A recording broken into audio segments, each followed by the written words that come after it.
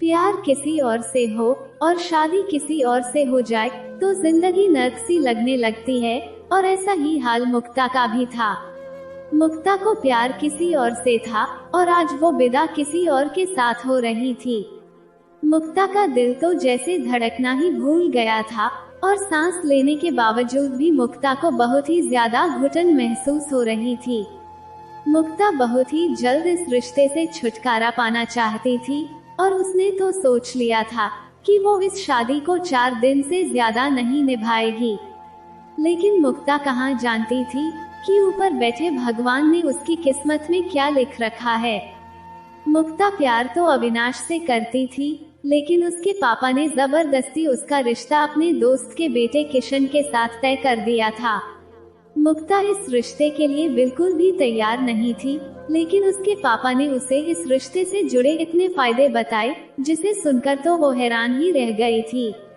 मुक्ता के पापा ने कहा, देख मुक्ता बेटा, किशन के मम्मी पापा तो इस दुनिया को छोड़कर जा चुके हैं, लेकिन वो अपने पीछे बहुत सारी जायदाद छोड़ गए हैं।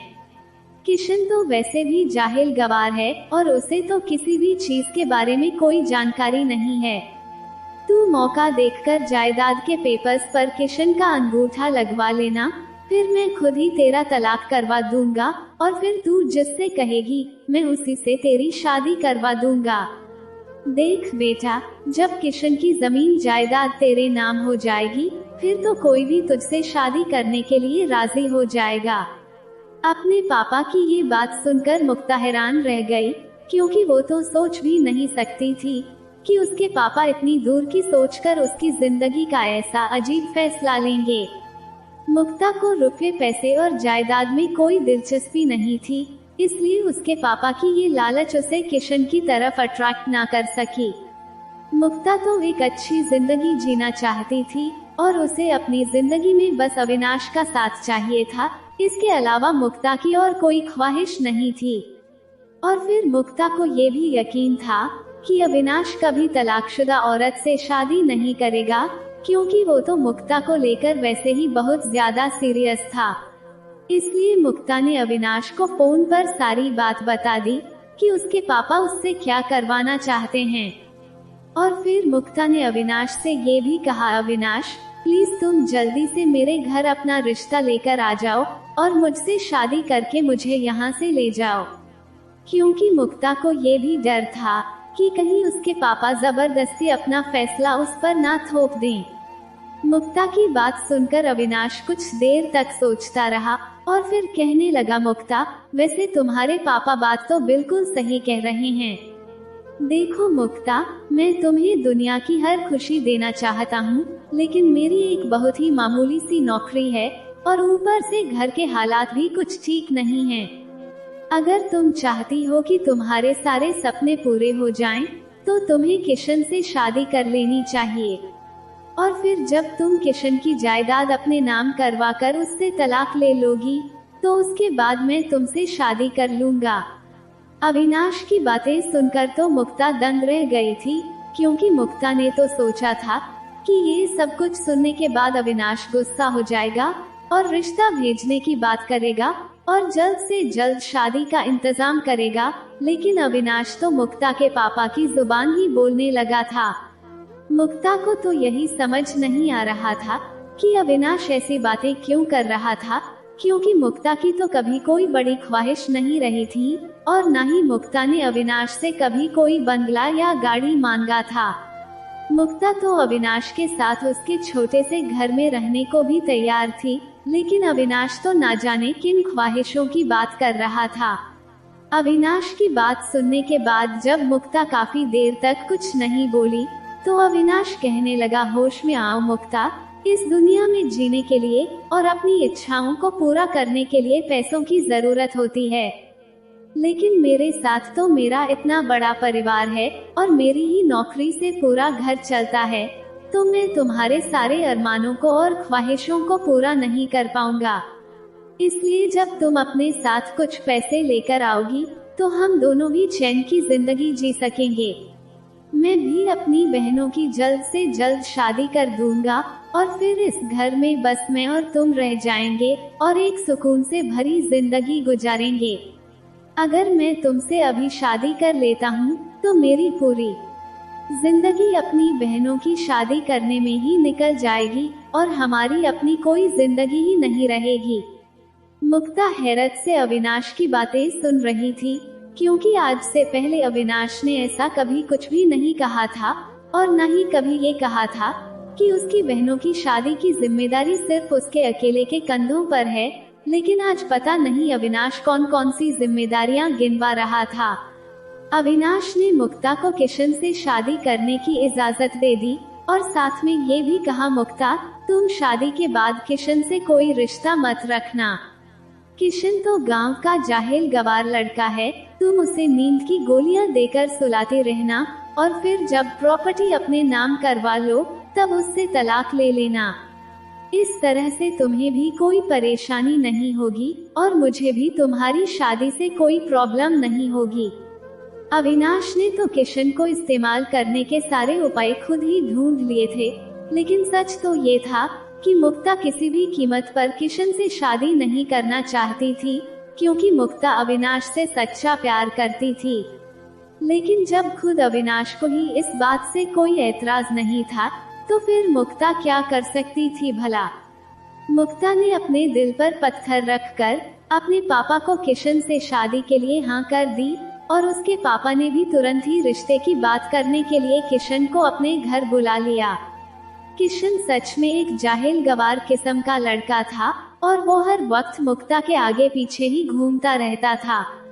किशन तरह तरह के बहाने बनाकर मुक्ता के घर आता और मुक्ता के लिए ढेर सारे तोहफे भी लाता था, लेकिन फिर भी मुक्ता का दिल कभी भी किशन के लिए नर्म नहीं पड़ा और मुक्ता को तो किशन के लाए हुए तोहफे भी बिल्कुल भी पसंद नहीं आते थे। लेकिन अब किशन का इस्तेमाल करना मुक्ता के लिए मजबूरी बन गया था। किशन के पास एक बड़ी सी गाड़ी थी और जब भी मुक्ता को अपने किसी दोस्त के घर जाना होता था तो उसके पापा उसे किशन के साथ ही जाने देते थे। इसलिए मुक्ता ने भी हमेशा किशन के साथ अपना रवैया बिल्कुल नॉर्मल ही रखा था, लेकिन मुक्ता ने कभी भी किशन से शादी करने के बारे में नहीं सोचा था।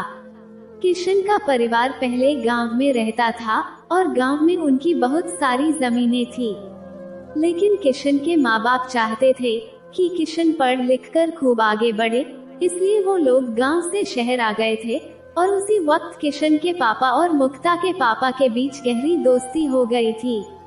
किशन के पापा ने यहाँ शहर में आकर अपना छोटा मोटा कारोबार शुरू कर दिया, लेकिन शहर आने के बाद भी किशन का पढ़ाई में मन नहीं लगा, तो उसने अपने पापा के कारोबार को ही संभाल लिया और फिर तो उनका कारोबार आसमान की ऊंचाइयों को छूने लगा था। लेकिन फिर कुछ सालों बाद एक रोड एक्सीडेंट में किशन के माँ बाप की मौत हो गई और वो अपने पीछे गांव की हजारों एकड़ जमीन किशन के नाम पर छोड़ गए थे और ऊपर से यहाँ शहर में भी किशन अपने कारोबार का इकलौता वारिस था। इसलिए किशन की गांव की जमीनों की देखभाल वहाँ उसके नौकर ही किया करते थे और मुक्ता के पापा की नजर अब उन जमीनों पर थी। मुक्ता की हाँ मिलते ही उसके पापा ने किशन को अपने घर बुलाया और मुक्ता और किशन की शादी की बात की तो किशन का चेहरा खुशी से चमक उठा। किशन ने मुस्कुराते हुए कहा, अंकल जी आपका हुक्म मेरी सर आँखों पर, मुझे मुक्ता से शादी करने में कोई ऐतराज नहीं है। किशन की बात सुनकर मुक्ता का दिल तो किया कि वो अभी के अभी किशन का सिर फोड़ दे, लेकिन वो ऐसा कुछ नहीं कर सकती थी क्योंकि वो अपने पापा के फैसले के आगे मजबूर थी।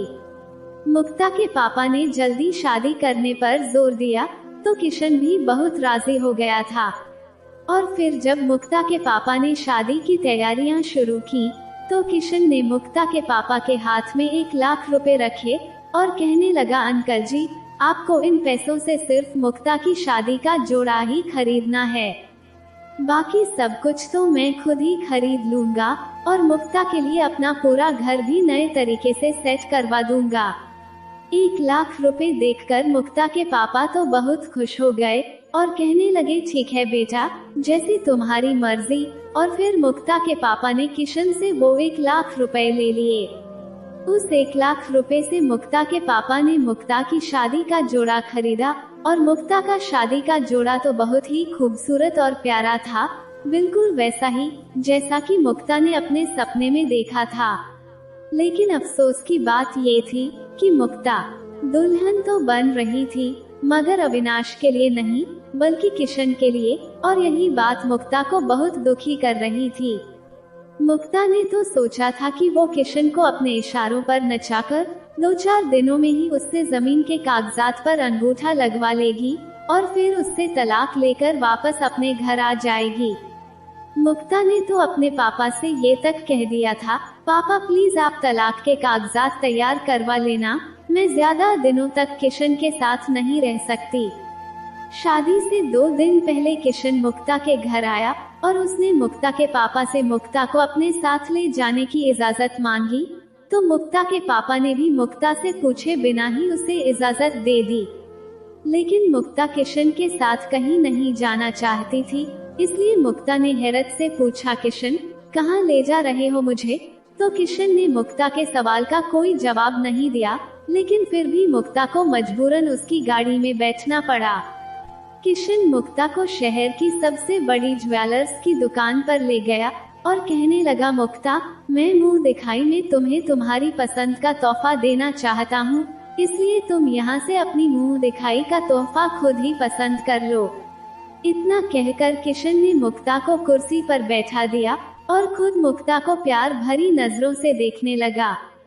किशन की इस हरकत पर मुक्ता का खून खौल उठा, इसलिए मुक्ता ने जानबूझकर एक बहुत ही महंगी और कीमती हीरे की अंगूठी पर अपना हाथ रखा और कहने लगी, किशन मुझे ये अंगूठी पसंद है। मुक्ता को तो ऐसा लगा कि किशन उसके लिए वो अंगूठी नहीं खरीद पाएगा, लेकिन मुक्ता को हैरत तो तब हुई जब किशन ने खुशी खुशी मुक्ता के लिए वो हीरे की अंगूठी खरीद ली। मुक्ता के फोन पर अविनाश का फोन आ रहा था और तब उसने एक नजर किशन पर डाली तो देखा कि किशन तो अंगूठी का बिल चुकाने में बिजी था। इसलिए मुक्ता खुद एक साइड में होकर अविनाश को बताने लगी कि किशन उसे गहने खरीदने के लिए ज्वेलरी शॉप पर ले आया है। मुक्ता की ये बात सुनकर अविनाश कहने लगा, देखो मुक्ता, सिर्फ 1-2 गहनों पर ही बस मत कर देना, जितना समेट सकती हो उतना समेट लेना, बाद में यही सब काम आने वाला है। अविनाश की ये बात सुनकर मुक्ता हैरान रह गई, क्योंकि मुक्ता के दिल में इतना लालच नहीं भरा था। इसलिए मुक्ता ने बस एक ही अंगूठी खरीदी थी और वो भी उसने गुस्से में महंगी खरीद ली थी, क्योंकि मुक्ता का इरादा किशन को लूटने का नहीं था। लेकिन अविनाश की बात सुनकर मुक्ता गहरी सोच में पड़ गई और फिर अविनाश के कहने पर मुक्ता ने एक के बाद एक कई चीजों पर हाथ रखना शुरू कर दिया, मगर वो ये देखकर हैरान रह गई कि किशन ने बिना कुछ कहे ही उसके लिए सब कुछ खरीद लिया। और फिर किशन ने मुक्ता को एक बड़े से होटल में डिनर करवाया और इज्जत के साथ उसे उसके घर वापस छोड़ दिया। किशन ने ना तो मुक्ता का एक बार भी हाथ पकड़ा था और न ही कोई रोमांटिक बातें की थी, जबकि मुक्ता जब भी अविनाश से मिलती थी तो वो किसी न किसी बहाने से मुक्ता का हाथ पकड़ लेता था और मुक्ता के करीब आने की कोशिश करता था और उससे रोमांटिक बातें भी करता था। लेकिन किशन ने मुक्ता के साथ ऐसा कुछ भी नहीं किया था, इसलिए मुक्ता सुकून से हो गई थी। वरना घर से निकलते वक्त तो मुक्ता ये सोचकर बहुत बेचैन थी कि कहीं अगर किशन ने उसका हाथ पकड़ने की कोशिश की या फिर उसके करीब आने की कोशिश की तो वो क्या करेगी। किशन ने मुक्ता को सारे जेवर समेत उसके घर छोड़ दिया और फिर वो दिन भी आ गया जब किशन बारात लेकर मुक्ता के घर पहुंच गया। किशन को देखकर मुक्ता का मूड खराब हो गया, क्योंकि किशन टिपिकल गांव वालों की स्टाइल में दूल्हा बनकर आया था, जो मुक्ता को बिल्कुल भी पसंद नहीं आया। किशन ने अपने गले में नोटों की माला पहन रखी थी और उसने आंखों में खूब सारा काजल और सिर पर लाल पगड़ी बांधी हुई थी। हालांकि ये बात और थी कि किशन का रंग गोरा था, इसलिए ना तो उसकी आंखों में काजल बुरा लग रहा था और न ही लाल पगड़ी बुरी लग रही थी। लेकिन जब इंसान का दिल राजी न होना तो अच्छा भला दिखने वाला इंसान भी बुरा लगने लगता है। मुक्ता की नजर में भी किशन एक जाहिल गवार और बेवकूफ किस्म का इंसान था और जब मुक्ता की सहेलियों ने किशन को देखा तो वो मुक्ता का मजाक उड़ाने लगी और कहने लगी, यार मुक्ता, कहाँ वो शहर का पढ़ा लिखा नौजवान अविनाश और कहाँ ये गांव का जाहिल गवार किशन। तुम भी कमाल करती हो यार, अविनाश को छोड़कर तुमने ये किस गवार को चुन लिया। मुक्ता ने एक गहरी सांस ली और अपनी सहेलियों को बताया कि ये शादी मैं अविनाश की मर्जी से ही कर रही हूँ और इस शादी को मुझे बस 2-4 दिन ही निभाना है। जब मैं किशन की सारी जायदाद अपने नाम करवा लूंगी ना, तब मैं किशन को तलाक देकर फिर से अविनाश से शादी कर लूंगी। मुक्ता की ये बात सुनकर उसकी सभी सहेलियां हैरान रह गईं और मुक्ता की समझदारी की तारीफ करने लगी और कहने लगी, मुक्ता यार, तुम तो मास्टर माइंड निकली। एक तरफ तो तुम उस जाहिल गवार की जायदाद भी हासिल कर लोगी और फिर अविनाश की शक्ल में तुम्हें तुम्हारा मनचाहा जीवन साथी भी मिल जाएगा। इतना कहकर वो सभी लड़कियां जोर जोर से हंसने लगी तो मुक्ता भी उनके साथ खिलखिलाकर हंसने लगी। किशन को वाकई में इस बात का बिल्कुल भी अंदाजा नहीं था कि इस शादी के पीछे मुक्ता का क्या मकसद है। खैर, कुछ समय बाद मुक्ता और किशन की शादी हो गई और फिर मुक्ता विदा होकर किशन के साथ उसके घर आ गई। मुक्ता ने नींद की कुछ गोलियां अपने पर्स में डाल दी थी और उसने सोचा था कि वो मौका देखकर नींद की गोलियां किशन को खिला देगी और फिर उसके लिए इस शादी को निभाना आसान हो जाएगा। मुक्ता अपने घर से विदा होकर किशन के घर पहुंची तो किशन के घर को देखकर वो हैरान रह गई थी। मुक्ता बहुत सालों बाद इस जगह पर आई थी। दरअसल किशन अकेला ही रहता था, इसीलिए मुक्ता यहाँ बहुत कम ही आती थी। मुक्ता ने देखा कि किशन का घर एक घर नहीं बल्कि एक आलीशान महल था और हर दीवार पर मुक्ता की एक बड़ी सी तस्वीर लगी हुई थी और घर में हर तरफ बस सिर्फ मुक्ता ही मुक्ता नजर आ रही थी। कुछ देर बाद किशन की एक नौकरानी मुक्ता को उसके कमरे में छोड़ आई और जब मुक्ता उस कमरे में दाखिल हुई तो उसकी आंखें हैरत से खुली की खुली रह गई थीं। मुक्ता ने कमरे में चारों ओर अपनी नजरें घुमाई तो देखा कि उस कमरे में मौजूद हर चीज मुक्ता की पसंद की ही थी। किशन ने हर छोटी से छोटी चीज का ख्याल रखा था और किशन मुक्ता की पसंद और नापसंद को बहुत अच्छी तरह से जानता था। किशन ने पूरे कमरे को इस तरह से डेकोरेट करवाया था कि मुक्ता को ऐसा लग रहा था कि जैसे वो सपनों की दुनिया में है। अगर मुक्ता का राजकुमार किशन की जगह अविनाश होता तो शायद मुक्ता इस खुशी को ठीक से महसूस कर पाती, लेकिन फिलहाल तो ये सब कुछ मुक्ता के लिए एक सपना ही था। कुछ देर बाद जब किशन कमरे में आया तो उसने मुस्कुराते हुए मुक्ता को मुंह दिखाई का तोहफा दिया, जिसे देखकर मुक्ता खुशी से उछल पड़ी थी। क्योंकि ज्यादातर लोग शादी की पहली रात अपनी पत्नी को मुंह दिखाई के तोहफे में अंगूठी पहनाते हैं या ज्यादा से ज्यादा कंगन पहनाते हैं, लेकिन मुक्ता को इस बात का बिल्कुल भी अंदाजा नहीं था कि किशन उसे मुंह दिखाई में ये तोहफा भी दे सकता है। किशन ने आते ही मुक्ता के हाथ में कुछ पेपर्स थमाए और कहने लगा, मुक्ता, मैंने ये बंगला तुम्हारे नाम कर दिया है। अब मेरे दिल पर और इस महल पर सिर्फ और सिर्फ तुम्हारा ही अधिकार है। जिस मकसद से मुक्ता ने किशन से शादी की थी उसे तो किशन ने खुद ही पूरा कर दिया था। पता नहीं मुक्ता के कहने से पहले ही किशन को कैसे पता चल जाता था कि मुक्ता के दिल और दिमाग में क्या चल रहा है, और शायद अभी भी किशन ने मुक्ता के दिल की बात पढ़ ली थी। किशन ने मुक्ता से अपने प्यार का इजहार किया और कहने लगा, मुक्ता, आज मैं बहुत खुश हूँ और क्या तुम जानती हो कि मेरे माँ बाप के जाने के बाद पहली बार मेरी जिंदगी में कोई खुशी आई है। किशन अपने दिल के और भी बहुत सारे जज्बात मुक्ता के सामने बयां कर रहा था, लेकिन मुक्ता तो बस बेमन से किशन की बातें सुन रही थी। कुछ देर बाद मुक्ता ने किशन से कहा, किशन, मैं बहुत थक गई हूँ। तो किशन ने मुक्ता से कहा, मुक्ता, तुम अपने कपड़े बदल लो, तब तक मैं नौकरानी को दूध लाने के लिए कहता हूँ। ये सुनकर मुक्ता के दिल को कुछ तसल्ली हुई और उसने सोचा कि ये अच्छा मौका है, मैं उस दूध के गिलास में ही नींद की गोलियां मिला दूंगी। मुक्ता उठकर अपने कपड़े बदलने वॉशरूम में चली गई और जब वो वॉशरूम से वापस आई तो कमरे में दूध के 2 गिलास रखे हुए थे। किशन भी फ्रेश होने वॉशरूम में चला गया, तो इसी मौके का फायदा उठाकर मुक्ता ने जल्दी से अपनी पर्स से नींद की गोलियां निकाली और दूध में मिलाकर इंतजार करने लगी कि कब किशन उस दूध को पीकर सो जाए।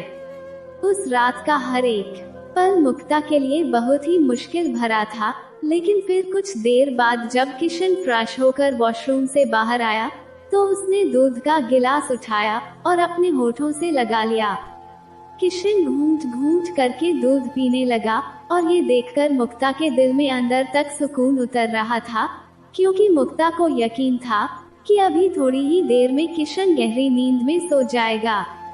लेकिन कुछ देर बाद गहरी नींद की वादियों में जाने के बजाय किशन तो पूरी तरह से बहक गया और फिर उसने ऐसी ऐसी हरकतें करनी शुरू कर दी कि मुक्ता के तो रोंगटे ही खड़े हो गए थे।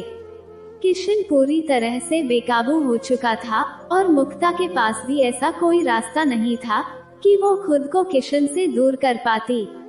पता नहीं दूध में ऐसा क्या था कि किशन पूरी तरह से अपने होश ही खो बैठा था।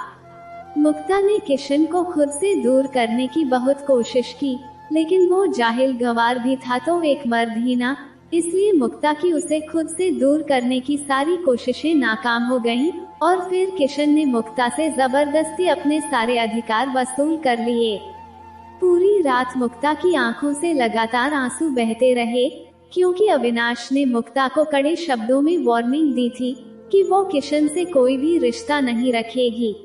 अविनाश चाहता था कि जब तक मुक्ता का मकसद पूरा नहीं हो जाता, वो किशन को नींद की गोलियां देकर सुलाती रहे और हर हाल में किशन से दूर रहे। लेकिन शादी की पहली रात को ही किशन ने मुक्ता को हासिल कर लिया था। मुक्ता ने तो दूध में नींद की गोलियां भी मिलाई थी, लेकिन ना जाने क्यों किशन को नींद आने के बजाय कुछ उल्टा ही हो गया था। मुक्ता को नींद की गोलियां अविनाश ने ही दी थी, लेकिन पता नहीं क्यों उस दवा ने अपना असर नहीं किया और फिर रात भर मुक्ता से अपना हक वसूल करने के बाद किशन गहरी नींद में सो गया। और फिर जब अगली सुबह किशन की आंख खुली तो मुक्ता बिस्तर पर एक कोने में बैठी आंसू बहा रही थी। मुक्ता को यूं रोते हुए देखकर किशन हैरत से मुक्ता को पूछने लगा, क्या हुआ मुक्ता, तुम अचानक से रो क्यों रही हो? किशन की ये बात सुनकर मुक्ता का गुस्सा 7वें आसमान पर पहुंच गया और वो कहने लगी, किशन, कल रात तुम खुद ही मेरे साथ इतनी बेरहमी से पेश आए थे और अब तुम मुझसे पूछ रहे हो कि क्या हुआ मुझे। क्या तुम्हें पता भी है कि कल पूरी रात तुमने मेरे साथ क्या क्या किया है? मुक्ता की ये बात सुनकर किशन ने इनकार में अपना सिर हिलाया और कहने लगा, लेकिन मुक्ता, मैंने तो कुछ भी नहीं किया है। किशन की बात सुनकर मुक्ता चौंक गई और सोच में पड़ गई कि ऐसा कैसे हो सकता है कि किशन को पता ही ना हो कि वो मेरे साथ क्या कर गुजरा है। मुक्ता ने गुस्से से किशन की तरफ देखते हुए कहा, किशन, तुमने पूरी रात मेरे साथ जानवरों जैसा सुलूक किया है। मुक्ता की बात सुनकर किशन धीरे से मुस्कुराया और कहने लगा, मुक्ता मेरी जान, जिसे तुम जानवरों जैसा सुलूक कह रही हो ना, मेरी नजरों में वो एक पति का अपनी पत्नी के लिए प्यार है। और फिर कल तो हमारी सुहागरात थी ना, और कल की रात तो मेरा हक बनता था तुमसे प्यार करने का और अपना हक वसूलने का, इसलिए मैंने तो बस अपना हक वसूल किया है और कुछ नहीं। देखो मुक्ता, जो भी होता है ना, वो सब कुछ अच्छे के लिए ही होता है और अब तो हम दोनों को जिंदगी भर साथ रहना है, तो मुझे लगता है कि हमें अपनी शादीशुदा जिंदगी की शुरुआत प्यार और मोहब्बत से करनी चाहिए, ना कि नफरत और गुस्से से। तब मुक्ता ने कहा, प्यार और वो भी तुम्हारे जैसे जानवर से, ये तो अब कभी नहीं होगा। और वैसे भी कल रात तुमने मेरे साथ जो कुछ भी किया है ना, उसमें अच्छा क्या था जो तुम इस पर लेक्चर देने बैठ गए हो? तब किशन ने कहा, ठीक है मुक्ता, तो तुम्हें मेरी इस बात पर यकीन नहीं हो रहा है ना कि जो होता है वो अच्छे के लिए ही होता है, तो तुम मेरा एक छोटा सा काम करो। मुक्ता, तुम अपने उस आशिक को फोन लगाओ और उसे कहो कि मैंने तुमसे अपने पति होने का हक वसूल कर लिया है, तो क्या अब भी वो तुम्हें स्वीकार करेगा या फिर उसका प्यार बस एक दिखावा था? किशन की ये बात सुनकर मुक्ता चौंक गई। तो किशन भी उठकर बैठ गया और कहने लगा, मुक्ता, मैं अच्छी तरह से जानता हूँ कि तुमने मुझसे शादी क्यों की है, क्योंकि मैंने तुम्हारी और तुम्हारी दोस्तों की सारी बातें सुन ली थी। और मुझे तो उससे पहले भी पता चल गया था कि तुम्हारी जिंदगी में कोई और इंसान मौजूद है। लेकिन फिर जब मैंने पता करवाया ना, तो मुझे अविनाश के बारे में पता चला और साथ में ये भी पता चला कि अविनाश एक बहुत ही बुरा इंसान है और वो बहुत ज्यादा लालची और स्वार्थी भी है। जब मुझे अविनाश की असलियत के बारे में पता चला, तब मैं खुद ही तुम्हें किसी अच्छे और सुरक्षित हाथों में सौंपना चाहता था, लेकिन किस्मत को शायद कुछ और ही मंजूर था। तुमने अविनाश के कहने पर मेरी जायदाद पाने के लिए मुझसे शादी कर ली, तो मेरे पास भी सिर्फ एक ही रास्ता बचा था कि मैं शादी की पहली रात को ही तुम्हें हासिल कर लूं, ताकि अविनाश खुद ब खुद तुमसे दूर चला जाए। तुम्हें अविनाश के प्यार पर जितना भरोसा है ना मुक्ता, उससे कई ज्यादा यकीन मुझे उसकी मक्कारी पर है कि अब जब तुम उसे ये बताओगी ना कि मैंने तुम्हें हासिल कर लिया है, तो मेरी गारंटी है कि वो तुम्हें कभी भी स्वीकार नहीं करेगा। किशन की बातें सुनकर मुक्ता दंग रह गई कि तभी किशन ने मुक्ता की तरफ देखा और कहने लगा, मुक्ता, अगर कोई इंसान पैसों की खातिर अपने प्यार को किसी और से शादी करने के लिए मजबूर कर सकता है, तो क्या ऐसे इंसान पर भरोसा किया जा सकता है? अगर आज अविनाश पैसों की खातिर तुम्हें मेरे हवाले कर सकता है, तो कल तुमसे शादी करने के बाद पैसों की लालच में आकर वो तुम्हें किसी और के हवाले भी तो कर सकता है। क्या तुमने कभी इस बारे में सोचा भी है कि अविनाश पैसों की खातिर क्या कुछ नहीं कर सकता? किशन की बात सुनकर मुक्ता को इतना गुस्सा आया कि वो एक ही झटके में बिस्तर से उठ खड़ी हुई और कहने लगी, किशन, तुम अपनी बकवास बंद करो। तुम जैसा अविनाश के बारे में सोच रहे हो ना, वो ऐसा बिल्कुल भी नहीं है। मुक्ता की बात सुनकर किशन कहने लगा, ठीक है मुक्ता, तो फिर लगाओ अविनाश को फोन और फोन को स्पीकर पर रखकर उसे कहो कि मैं तुम्हें हासिल कर चुका हूँ और अब तुम्हें ऐसे ही तलाक भी दे रहा हूँ। अब ना तो तुम्हारे पास कोई पैसा है और ना ही तुम मेरी जायदाद अपने नाम करवा सकी हो, फिर देखो वो क्या कहता है। किशन की बात सुनकर मुक्ता के कदम भी डगमगाने लगे थे, क्योंकि कहीं ना कहीं मुक्ता को भी इस बात का एहसास हो चुका था कि अविनाश की नजर किशन की दौलत पर थी और इसीलिए अविनाश ने मुक्ता को किशन से शादी करने के लिए मजबूर किया था। लेकिन फिर भी मुक्ता अविनाश के प्यार पर यकीन करना चाहती थी और इसीलिए मुक्ता ने अविनाश को फोन मिलाया और बिल्कुल वैसा ही कहा जैसा कि किशन ने उसे कहने के लिए कहा था। मुक्ता को यकीन था कि सब कुछ जानने के बाद भी अविनाश उसे स्वीकार करने के लिए तैयार हो जाएगा, लेकिन सब कुछ सुनने के बाद अविनाश ने मुक्ता से जो कुछ भी कहा उसे सुनकर तो मुक्ता के पैरों तले से जमीन ही खिसक गई थी। क्योंकि अविनाश ने मुक्ता से कहा, मुक्ता, मैं तुम जैसी लड़की से शादी नहीं कर सकता जो पहले से ही किसी और के साथ रात बिता चुकी हो, और फिर तुम तो खाली हाथ मेरी जिंदगी में आने की बात कर रही हो। अगर तुम्हारे पास पैसे होते तो शायद मैं तुम्हें फिर भी कबूल कर लेता, लेकिन मैं एक कंगाल लड़की से शादी नहीं कर सकता। मेरा तो तुमसे शादी करने का पहले भी कोई इरादा नहीं था, वो तो तुमने मुझे किशन की दौलत के बारे में बताया, इसीलिए मैं राजी हो गया था। लेकिन अब जब तुम्हारे पास कोई दौलत ही नहीं है, तो भला मैं तुम्हें क्यों स्वीकार करूं, और आज से मेरा तुमसे कोई भी संबंध नहीं है। ये कहकर अविनाश ने फोन काट दिया और उसके फोन रखते ही मुक्ता का दिल तो जैसे धड़कना ही बंद हो गया था। मुक्ता की आंखों में आंसू जमा हो चुके थे और अब उसे सब कुछ धुंधला सा दिखाई दे रहा था। मुक्ता की आंखों में आंसू देखकर किशन उठकर मुक्ता के पास आया और उसे अपने सीने से लगाते हुए कहने लगा, मैं जानता हूँ मुक्ता कि तुम्हारी नजरों में मैं एक जाहिल गंवार हूँ और तुम मुझे बेवकूफ समझती हो, लेकिन मैं सच कहता हूँ मुक्ता कि मैंने हमेशा सच्चे दिल से तुमसे प्यार किया है और आगे भी सिर्फ तुमसे ही प्यार करता रहूंगा। मैं अविनाश की तरह पढ़ा लिखा तो नहीं हूँ, लेकिन मेरा दिल बिल्कुल एक शीशे की तरह साफ और ईमानदार है, जिसमें सिर्फ और सिर्फ तुम्हारा प्यार ही बसता है। अगर तुम मेरे साथ नहीं रहना चाहती हो, तो मैं तुम्हें आजाद कर दूंगा और अपनी सारी जायदाद भी तुम्हारे नाम कर दूंगा।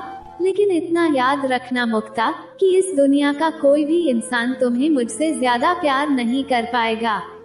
मुक्ता किशन के गले लगकर फूट फूट कर रोने लगी, क्योंकि किशन मुक्ता का पति था और उसका बचपन का दोस्त भी था। मुक्ता की सच्चाई जानने के बाद भी किशन ने मुक्ता को नहीं छोड़ा, बल्कि उसे सच्चाई का आईना दिखाया और मुक्ता को अविनाश की असलियत दिखाकर उस पर बहुत बड़ा एहसान भी किया था। मुक्ता ने किशन से माफी मांगी और कहने लगी, किशन, अगर तुम्हें मेरे अतीत से कोई एतराज ना हो, तो मैं अपनी आगे की जिंदगी तुम्हारे साथ तुम्हारी पत्नी बनकर ही बिताना चाहती हूँ। मुक्ता की ये बात सुनकर किशन का चेहरा चमक उठा और उसने झट से मुक्ता को अपने सीने से लगा लिया।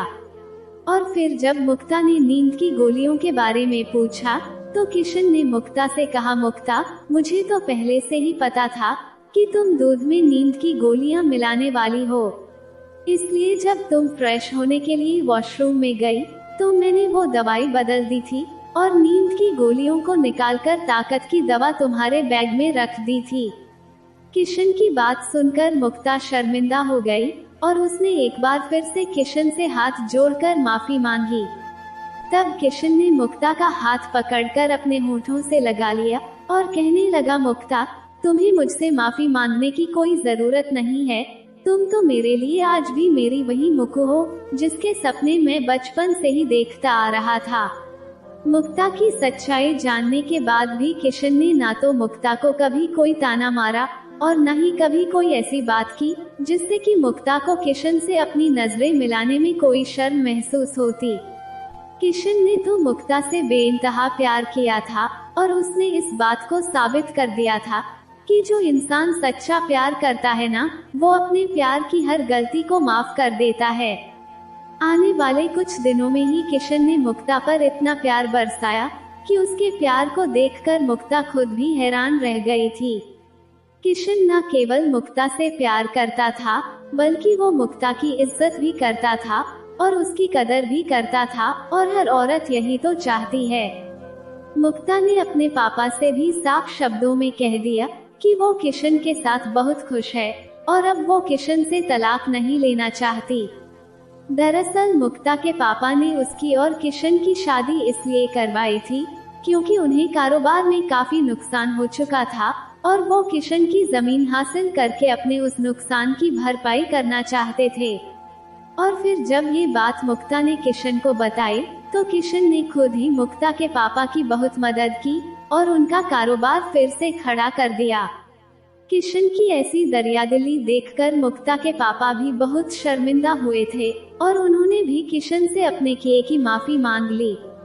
मुक्ता के पापा अपने ही दोस्त के बेटे का इस्तेमाल करना चाहते थे, लेकिन किशन एक बहुत ही बड़े दिल वाला इंसान था, जिसने बिना एक शब्द कहे सबको माफ कर दिया और सबकी जिंदगी को खुशियों से भर दिया था। कभी कभी जब मुक्ता अपने अतीत को याद करती है, तो उसे बहुत ही अफसोस होता है कि उसने अपने लिए अविनाश जैसे खुदगर्ज इंसान को चुना था। अगर मुक्ता और अविनाश की शादी हो भी जाती, तो शायद मुक्ता से किशन की दौलत हासिल करने के बाद अविनाश मुक्ता को हमेशा के लिए अपनी जिंदगी से निकाल देता और फिर मुक्ता की जिंदगी हमेशा के लिए बर्बाद हो जाती। इसलिए मैं अपनी सभी बहनों और बेटियों से कहना चाहती हूँ कि इस दुनिया का हर व्यक्ति प्यार और भरोसे के लायक नहीं होता। अपनी जिंदगी में आने वाले हर व्यक्ति पर भरोसा करने से पहले एक बार अच्छी तरह से सोच लें, वरना आपको भी उसी दर्द को सहन करना पड़ेगा जैसा कि मुक्ता को अविनाश की वजह से सहन करना पड़ा था। क्योंकि हर लड़की को अपनी जिंदगी में किशन जैसा समझदार जीवन साथी मिल जाए, ये जरूरी तो नहीं है। और प्यार करते वक्त इंसान के दिल को देखना चाहिए, ना कि उसका हुलिया। क्योंकि अगर इंसान का चेहरा खूबसूरत हो लेकिन उसकी नीयत में खोट होना, तो फिर जिंदगी भर उसकी बहुत बड़ी कीमत चुकानी पड़ती है। और इसीलिए तो कहते हैं ना कि डोंट जज the book by its cover. जय श्री राम। दोस्तों, उम्मीद करती हूँ कि आपको हमारी कहानी पसंद आई होगी। अगर कहानी अच्छी लगी हो तो वीडियो को एक लाइक करके कमेंट में जय श्री राम या राधे राधे जरूर लिखें। और अगर आप चैनल पर नए हैं और अभी तक आपने चैनल को सब्सक्राइब नहीं किया है तो जल्दी से चैनल को सब्सक्राइब कर लीजिए और बेल नोटिफिकेशन को ऑन कर लें ताकि आपको हमारी कहानी का अपडेट सबसे पहले मिलता रहे। कहानी को अंत तक पढ़ने के लिए आपका बहुत बहुत धन्यवाद। राधे राधे।